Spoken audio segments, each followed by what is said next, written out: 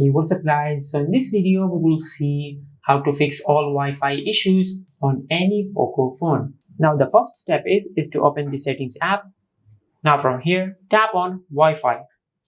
Now from here just tap on this arrow icon on your connected Wi-Fi.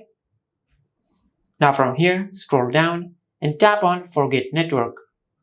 Now from here tap on OK. Now from here once you have done that, just tap on the Wi-Fi again. Now from here, just enter your password. Now from here, once you have entered your password, just tap on connect. Now once you have done that, just go back. Now from here, just scroll down, just tap on additional settings.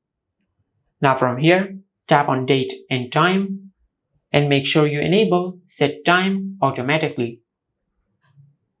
Now once you have done that, just scroll down and open the control center.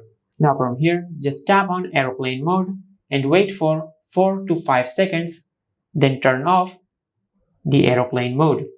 And this is how you can fix all Wi-Fi issues on any Poco phone. If you found this video helpful, please like the video and subscribe to the channel and hit the bell icon to get notified when we upload a new video.